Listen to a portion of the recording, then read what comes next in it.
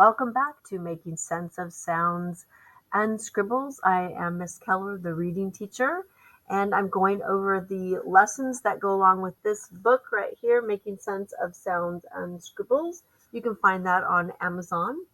And these are the lessons that are intended for secondary teachers to walk you through how to use the sound book so that you can help your teenagers who are struggling with reading to fill any gaps or clear up any misinformations that they have so they can become better readers and writers.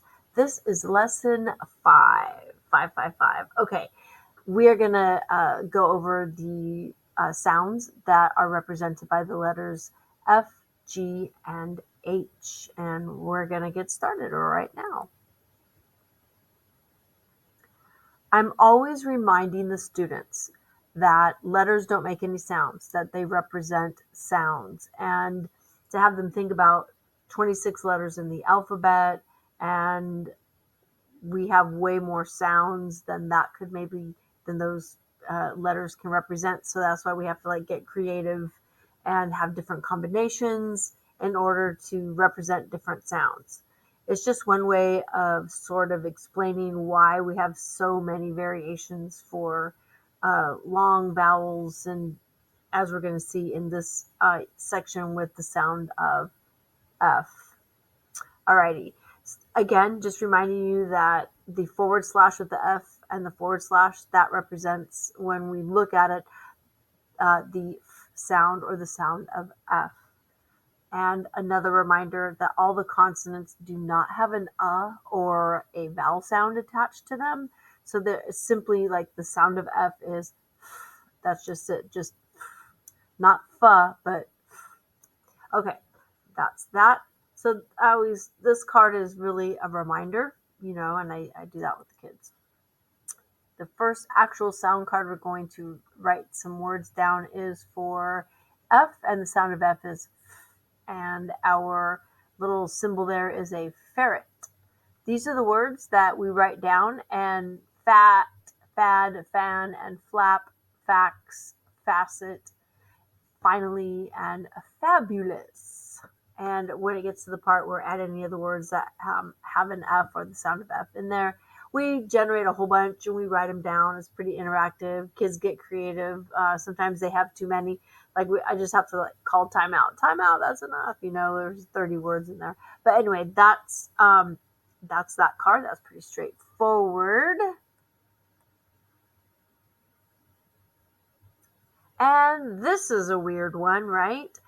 GH can also represent the sound. And I give a little explanation here that the spelling of the GH originated from the Old English and German, and it sounded more like a ch sound. But over time, language morphs, and of course, English changed, and the GH spelling remained, and we started to use the F sound, or the sound of F, instead of more of a ch sound.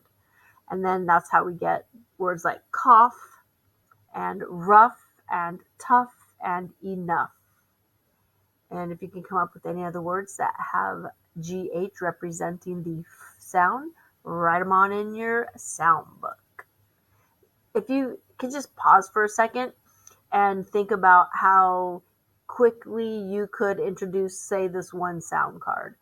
And I would recommend, if you have an English class, and I know you guys are so pressed for time, my English class is about 57 minutes on a good day. And if you don't, if you don't have discipline things, if you don't get interrupted by kids coming and going for whatever reason, or sports, let's just say that the ideal setting, right? You would have your 57 minutes or whatever your period is. You can teach the sound of F, and this card specifically, in about 5 to 7 minutes. As you're introducing what the GH can stand for, the sound, how it originated, generate your words. And I like to have my kids maybe underline or circle where the GH is, so it draws their attention to it. And that becomes something that they can touch back to. what you want to do with this after, if you want to do spelling tests that are generated from these sound cards and words that you come up with in class, because it's very authentic, connecting it to the sound. If you want word searches, when you're reading out loud, it gives you something then to touch back to and say, remember that GH also represents the what sound? Okay, and then go back and have the student sound out the word with the correct sound. There's all kinds of ways you can use this, but the sound book again is intended to give you a way to touch all of these common sounds and spelling of these sounds that we see in our writing and reading every single day. All right, enough said on that one. I'm going to roll to the next sound card, which is PH. And this is one kids are pretty familiar with, right? PH also represents the sound. So we have a list of words there: physics, physical, phlegm. That's a good one, right? Phlegm. And I lost my little thingy over there. All right, we're good. Phase, phrase, phantom. And then the PH that represents on the end of a word, like triumph and morph and lymph and graph. So right at the end of that, you can ask your students to add any other words that fit this pattern with a PH representing the sound, and then write that on your sound book. Rolling over to the G's. G's a good one. G has two sounds, two. There is the hard G sound, which is G, just that G sound, and a soft G sound, which we call it's the J sound, right? G. And remember that there's no vowel sound attached to these consonant sounds, right? So a G followed by an I or an E or a Y usually represents the J sound. And when a G is followed by an H at the beginning of a word, the H is going to be silent. And that's one of those language morphing over time issues. So let's just roll forward, shall we? Okay. G followed by E, I, or Y is the J sound. So that's what I would say to my class. And I would remind them consonants don't have an sound at the end. It's just the consonant sound of J. So these are the list of words that we have. So giant, ginger, and gibberish. That's when the G is followed by an I and it makes the J sound. And gem, gentle, and hydrogen, right? We have the J sound because the G is followed by an E. And then gym and gypsum with the Y after the G. Here are a few exceptions.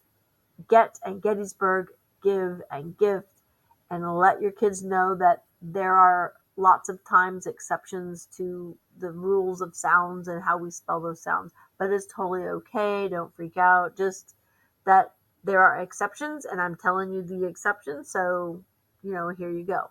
And at this point, then you have kids write any other words that have a G that's representing the J or the sound of J. All right, that's that sound card. Next sound card is G with the G sound. This is the hard G sound, G. Remember, no after the end of it. So we have got, good, gone, game, and gallon. And here's a spelling rule that I introduced to kids, and they have room to write it on the sound card. You'll see where it has the little section with the lines on it. When you have a two-syllable word and the vowel is short, you're going to double that G. So gaggle, giggle, and wiggle. So when they see like two G's together, they automatically know that vowel is going to be short. So that's a spelling rule. And again, at this point, have them write any words that they can come up with that have a hard G sound of G.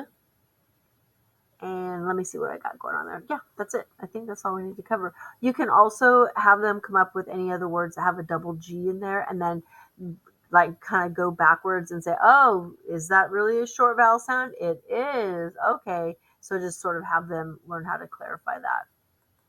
And then next sound card is the one with G and H.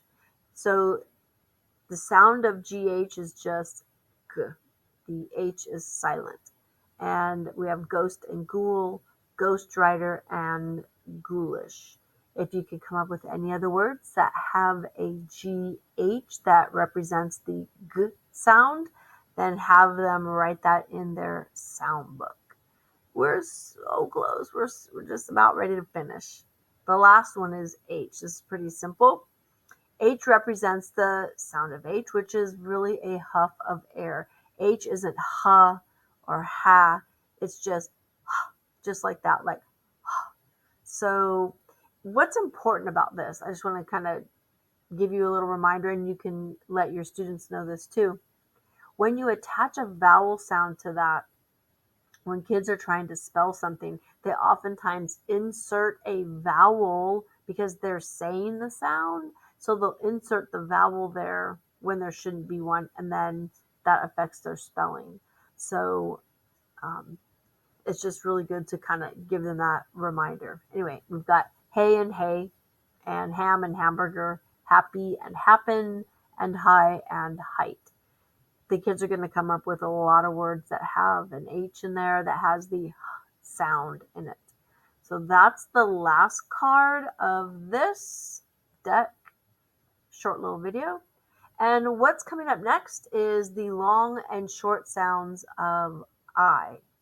Well, that's it for now, and I will see you next time. Thank you for watching this Making Sense of Sounds and Scribbles. And remember, if you have any questions for me, comments, and you want to connect, you can do that down in the comments. And I will link a shareable link for you for this slideshow.